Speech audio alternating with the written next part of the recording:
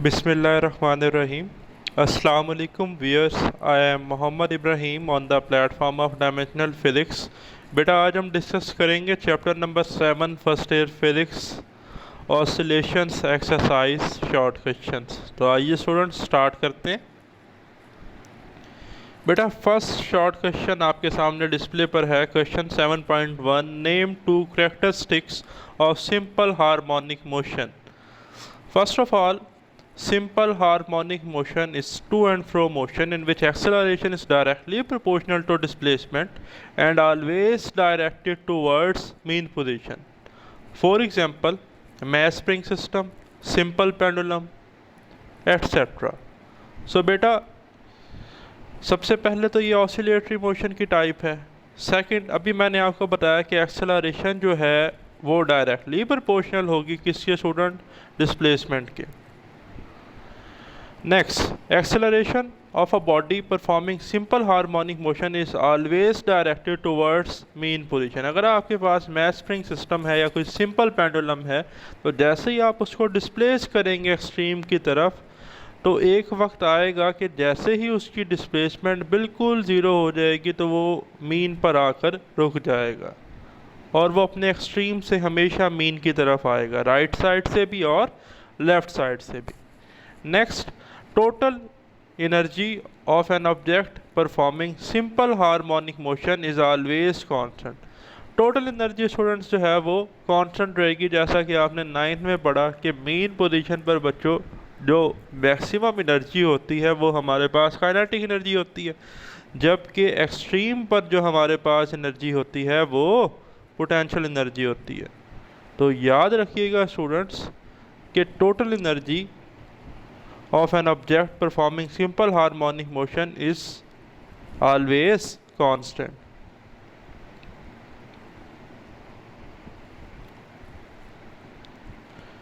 तो ये देखें आपके सामने एक मैस स्प्रिंग सिस्टम है, m इसका मैस है और ये x की डिस्प्लेसमेंट है। जैसे ही इस पे हम फोर्स लगाएंगे तो डिस्प्लेसमेंट कवर करेगा और According to Newton third law of motion and action and reaction are equal but takes place opposite in direction. तो ये opposing force जो लगेगी जिसे हम restoring force कहते हैं, हुक्स लॉ के according F is equal to minus K x.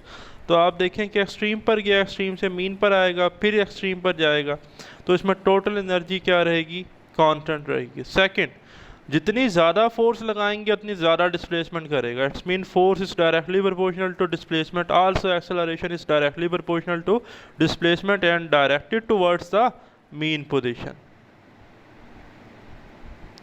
Next student, question 7.2 does frequency depends on amplitude of harmonic oscillator. First of all students, आप सबसे पहले तो फार्मूलाज देखें कि सिंपल पेंडुलम में फ्रीक्वेंसी का फार्मूला है F is equal to 1/2 pi under root G over L and in case of mass spring system F is equal to 1/2 pi under root K over M।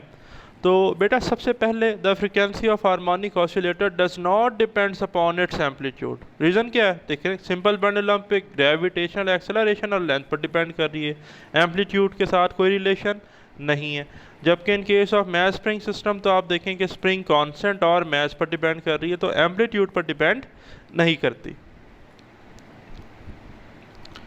Next 7.3 can we realise an ideal simple pendulum. देखें, no we can not realise an ideal simple pendulum because it consist of small but have a dense bob. Dense bob mean कि density ज़्यादा होगी, mess ज़्यादा होगा। तो देखें ideal कर रहे हैं तो उसका तो मैस स्मॉल होना चाहिए, तो डेंसिटी तो ज़्यादा है, तो ये रियल लाइफ में अटेन करना पॉसिबल नहीं है। अब मैसलेस बट एन इनएक्सटेंसिबल स्ट्रिंग, मैसलेस हो और इनएक्सटेंसिबल हो, एक्सटेंडेबल ना हो, तो ये भी पॉसिबल नहीं है। A rigid and frictionless port in an air free atmosphere so that no mechanical energy is dissipated। तो ये भी कंडीशन रियल केस में अटेन करना ट्रू नहीं है, तो आइडियल सिंपल पेंडुलम को हम रियलाइज नहीं कर सकते। नेक्स्ट बेटा 7.4 what is the total distance traveled by an object moving with simple harmonic motion in a time equal to its period if its amplitude is a। First of all what is meant bye amplitude? बेटा याद रखना है maximum displacement of vibrating body is called amplitude. First of all ये अगर हमारे पास origin है, mean point है और ये एक्सट्रीम पॉइंट है, तो ये मैक्सिमम कहाँ तक डिस्प्लेस होगा? तो लेट्स से कि ये मीन से एक्सट्रीम 1a है, तो आप देखें फर्स्ट ऑफ ऑल जैसे ही मैं इसे डिस्प्लेस करूँगा मीन से एक्सट्रीम की तरफ तो 1a कवर होगा, फिर ये क्या होगा कि एक्सट्रीम से मीन पर आएगा प्लस a, 2a हो गया। देन ये मीन से जाएगा लेफ़्ट साइड एक्सट्रीम की तरफ, फिर ये लेफ़्ट से राइट साइड पर आएगा मीन की तरफ। तो देखें दोबारा मैं आपको बता दूं कि मीन से एक्सट्रीम a, फिर राइट एक्सट्रीम से मीन a, फिर मीन से लेफ़्ट एक्सट्रीम की तरफ है, फिर एक्सट्रीम से मीन की तरफ है, तो a plus a plus a plus a, it's mean 4a। So time to complete one round trip about the mean position is called time period. So if amplitude of a simple harmonic oscillator is a, it cover a total distance of 4a in one time period. Next student, question 7.5. What happens to the period of a simple pendulum if its length is double? What happens if the suspended mass is double? तो दो cases हैं student. First case number A देखते हैं कि अगर length double हो तो क्या फ़र्क पड़ता है। तो देखें first of all the time period of simple pendulum is given by T is equal to 2π/L/g। तो अब आप देखें if length is double, let's say new length L1 है 2L, तो आप देखें टाइम पीरियड भी अब न्यू होगा, T1 is equal to 2π/L1/g। L को किससे प्लेस कर दिया? L1 से, और T को T1 से। तो L1 की जगह जैसे ही 2L प्लेस करेंगे तो आप देखें √2 बाहर क्या आ जाएगा, सेपरेट कर लेंगे, ये दोबारा T बन जाएगा। तो √2 हमारे पास बराबर होता है 1.41। तो आप देखें कि जो न्यू टाइम पीरियड है लेंथ डबल करने से अब वो ज़्यादा हो गया, तो इंक्रीज 1.41 टाइम्स। बट आप देख रहे हैं कि जो फार्मूला है सिंपल पेंडुलम का वो है T is equal to 2π/L/g। तो ये मैथ पर तो डिपेंड ही नहीं करता क्योंकि इंडिपेंडेंट ऑफ मैथ है। So time period of simple pendulum is independent of suspended mass. If suspended mass is double, the time period of the simple pendulum remain same. Next student, question 7.6. Does the acceleration of simple harmonic oscillator remain constant during its motion? Is the acceleration ever zero? First of all student, no, the acceleration of simple harmonic motion does not remain constant during its motion, because we know that acceleration is always directed towards the mean position and acceleration is directly proportional to displacement. तो जैसे ही acceleration ज़्यादा होगी displacement ज़्यादा होगी, तो अगर displacement कम होगी तो एक्सेलरेशन कम होगी। तो कांस्टेंट तो स्टूडेंट हमारे पास नहीं रहती, it depend directly on displacement of harmonic oscillator from mean position. जैसा कि आपके सामने a is equal to ω²x, जिसमें ओमेगा हमारे पास एंगुलर फ्रीक्वेंसी है 2πf या 2π/t, और इसका डायरेक्ट कांस्टेंट है। तो देखें a जो है वो डायरेक्टली प्रोपोर्शनल है डिस्प्लेसमेंट के। नेक्स्ट है student, is the acceleration ever zero? जी, एक्सेलरेशन जीरो होगी बट स्पेशल केस में। कब? Yes, the acceleration is zero at mean position. At mean position याद रखना है, मीन पोजीशन पर student kinetic energy maximum, potential energy zero, और acceleration हमारे पास क्या होगी? वो ज़ीरो होगी स्टूडेंट, क्योंकि कोई डिस्प्लेसमेंट कवर नहीं होगा। तो देखें a is equal to 0। Next student, question 7.7. What is meant by phase angle? Does it define angle between maximum displacement and the driving force? First of all student, phase जो है ये हमें angle भी बताता है और साथ साथ डिस्प्लेसमेंट भी बताता है। जैसा कि आप देख रहे हैं, the angle which specifies the displacement as well as direction of motion of a point performing simple harmonic motion is called phase angle. It determines the state of motion of harmonic oscillator. तो देखें mathematically theta is equal to omega T. Next है बच्चों कि does it define angle between maximum displacement and driving force? No, it does not define the angle between maximum displacement and the driving force. Question 7.8. Under what condition does the addition of two simple harmonic motion produce a resultant which is also simple harmonic? तो देखिए student, if two simple harmonic motion with same frequency or time period are added together, the resultant will be a simple harmonic motion. क्या condition है student कि frequency same हो, time period same हो. For example y1 is equal to a sin omega T. ठीक है, आप देखें तो इसमें फ्रीक्वेंसी क्या है student, angular frequency omega, time period कितना है टी. अच्छा, नेक्स्ट देखें y2 is equal to b sin omega T plus 5. तो देखें इसमें भी हमारे पास एंगुलर फ्रीक्वेंसी ओमेगा, टाइम कितना है टी. ठीक है जी, जबकि फाई क्या है, इनिशियल फेज. तो आप देखें will also be simple harmonic motion because frequency time period of both is same. Next student, question 7.9. Show that in simple harmonic motion the acceleration is 0 when the velocity is greatest and the velocity is 0 when the acceleration is greatest. First of all students, आपके सामने relation display पर है simple harmonic oscillator के लिए. Acceleration student होती है is equal to minus omega square x, और जबकि वेलोसिटी का रिलेशन हमने देखा कि v is equal to omega under root x not square minus x square. तो देखिए वन बाय वन हम मीन और एक्सट्रीम पर डिस्कस करते हैं. तो देखिए एट मीन पोजीशन, मीन पर स्टूडेंट्स डिस्प्लेसमेंट क्या होता है, ज़ीरो, एक्स ज़ीरो. तो देखें एक्सेलरेशन के फार्मूले में जैसे ही एक्स ज़ीरो होगा तो a zero. It's mean at mean position acceleration is zero minimum value. But velocity है v is equal to omega under root x not square minus x square. तो एक्स ज़ीरो, तो आप देखें x not square का under root से square cancel. तो आप देखें v is equal to omega x not maximum value. So the acceleration is zero but velocity is maximum at mean position. But in case of extreme position, body cover a maximum displacement x is equal to x naught. तो आप देखें a is equal to minus omega square x naught. तो x naught है तो इसमें acceleration क्या maximum है, जबकि वेलोसिटी क्या थी v is equal to omega under root x naught square minus x square. अब स्टूडेंट x naught के बराबर इट्स मीन कि x naught स्क्वायर से x naught स्क्वायर कैंसिल हो जाएगा. तो आप देखें v ज़ीरो, तो वेलोसिटी मिनिमम वैल्यू. तो आप देखें the acceleration is greatest and the velocity is 0 at extreme position. तो नेक्स्ट स्टूडेंट हमारे पास है क्वेश्चन 7.10.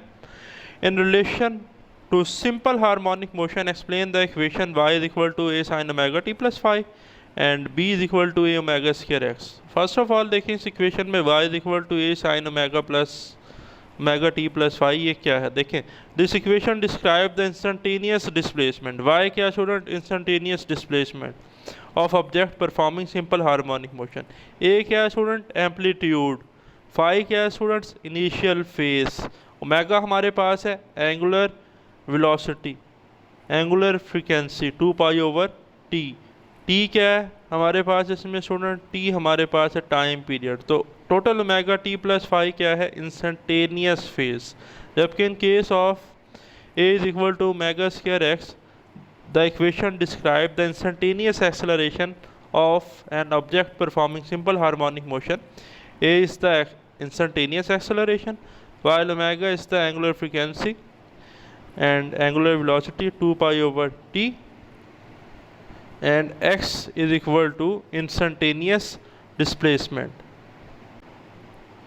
तो नेक्स्ट स्टूडेंट क्वेश्चन है question 7.1. Explain the relation between total energy, potential energy and kinetic energy of a body oscillating with simple harmonic motion.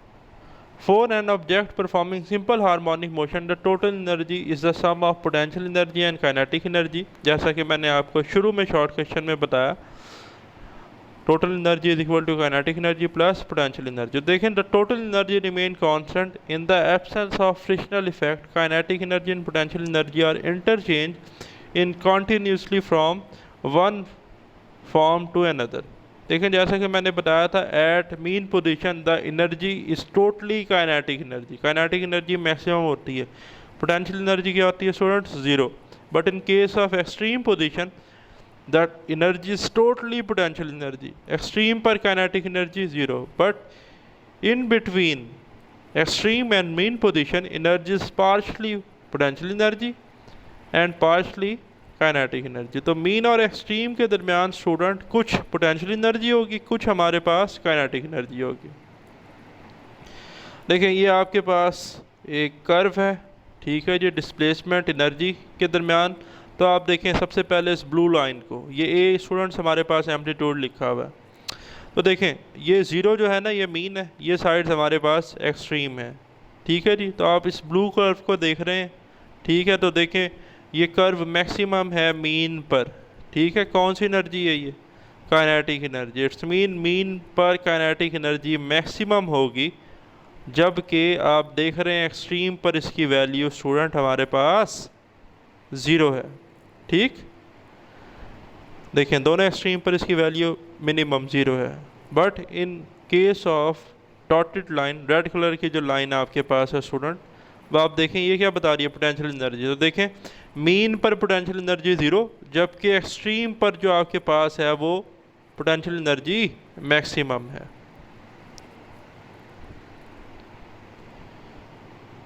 Ji next student question 7.12 describe some common phenomena in which resonance play an important role.